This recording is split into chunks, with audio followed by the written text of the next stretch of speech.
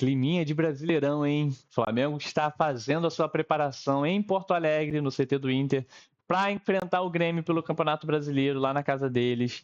E a gente vai falar aqui sobre o que esperar do Flamengo, quais devem ser os pontos fortes e pontos fracos do Grêmio e qual é a nossa expectativa para o jogo hoje ainda na véspera. O que a gente pode comentar e opinar? Como que está a nossa confiança para esse grande jogo do Campeonato Brasileiro?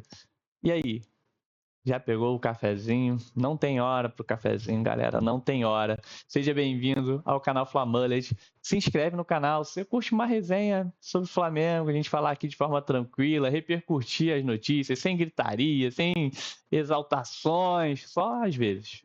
Só às vezes, só quando o time pede, Mas a gente bateu um papo aqui sobre o nosso mais querido. Comenta aí sobre o que você está achando dos vídeos e deixa um like no vídeo também.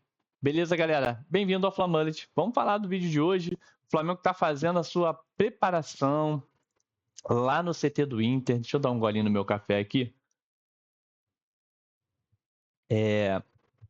E a gente já tem mais ou menos uma expectativa do time que deve entrar em campo.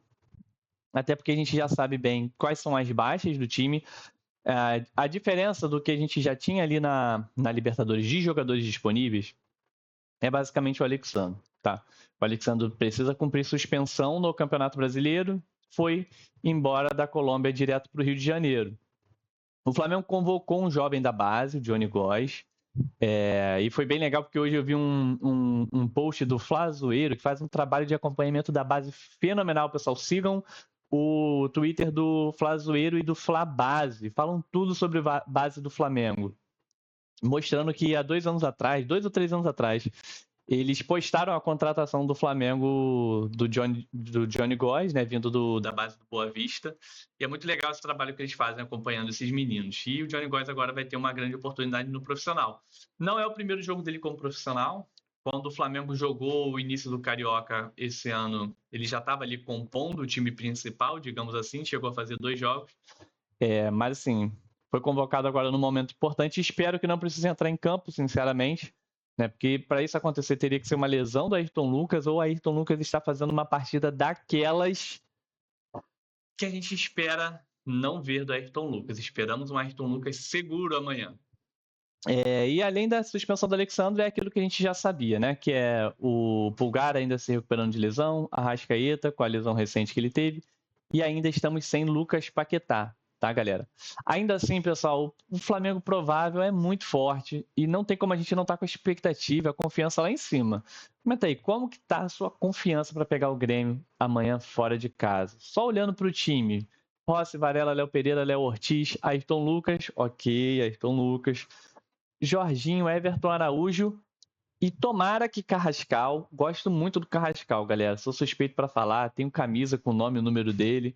Sei que ele não tá bem, sei que ele se desliga muito às vezes, mas gosto muito do Carrascal. E na ausência do Arrascaeta, o Flamengo não tem um outro jogador que entregue o que o Carrascal entrega. Que ainda tá um degrau bem longe do Arrascaeta, mas assim, Luiz Araújo não pode ser esse cara.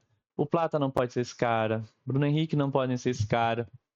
Todos eles não podem ser esse cara, e o Carrascal é o que está ali um pouco mais próximo disso. Então, gosto do Flamengo não vir no tal do 4-2-4 que aterroriza a gente. Gosto do nome do Carrascal vindo como titular. Plata, Lino, Pedro.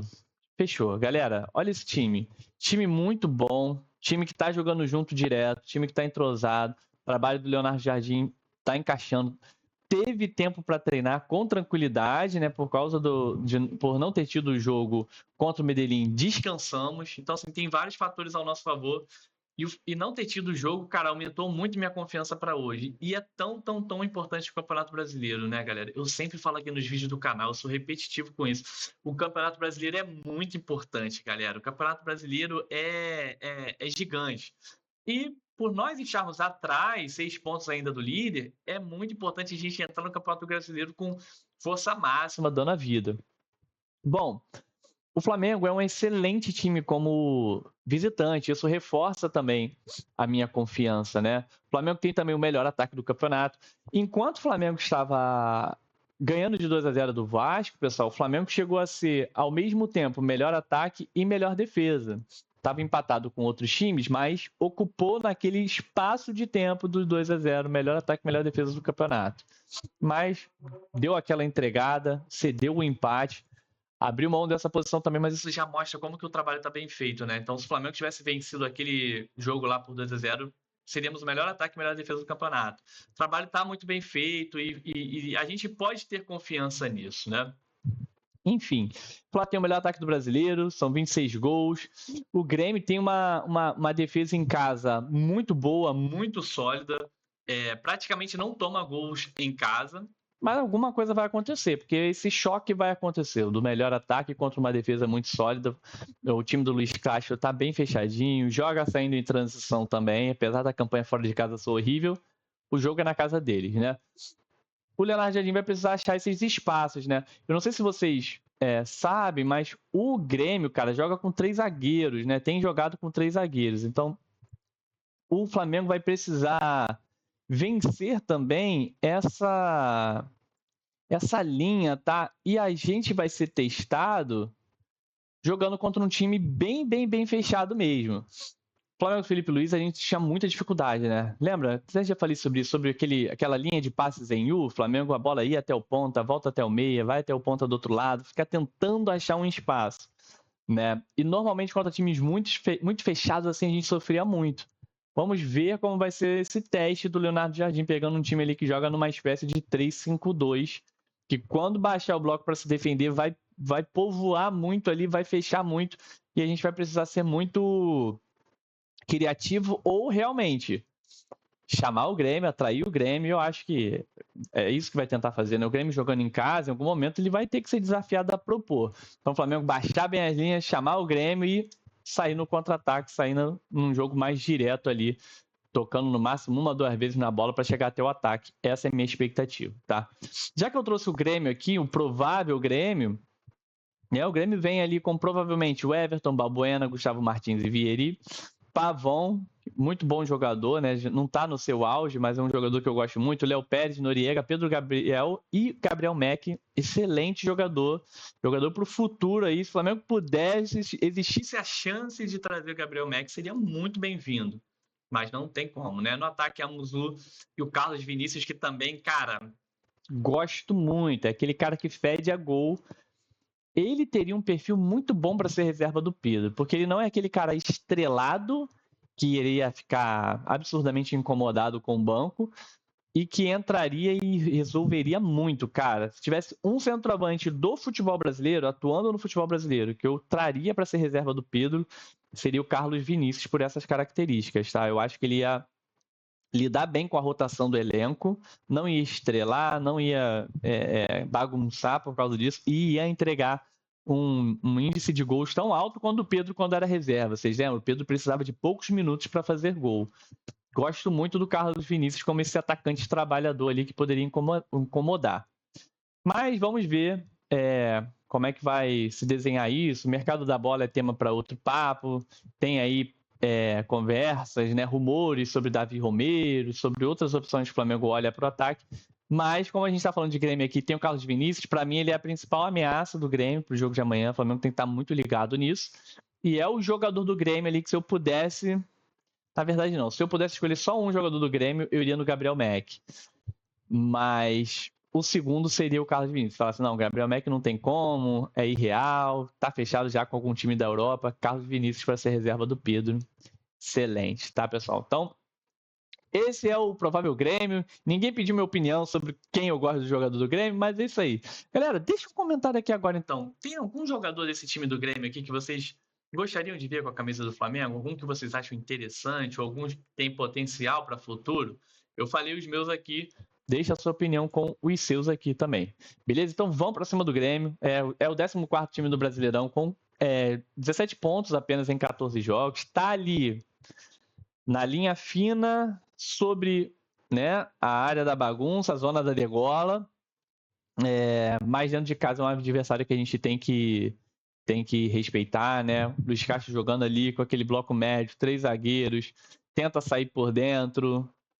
Vamos ver como é que vai ser. Carlos Vinícius fazendo aquele pivôzão, jogador chato que segura a bola, abre espaço para o Mack e para o Amuzu entrarem abertos. Então, assim, cara, promete ser um grandíssimo jogo, tá? O Carlos Vinícius e o Pedro estão empatados, por exemplo, na vice-artilharia do Brasileirão, né? Então, assim, grandes ingredientes para vermos um jogo maravilhoso, tá, pessoal?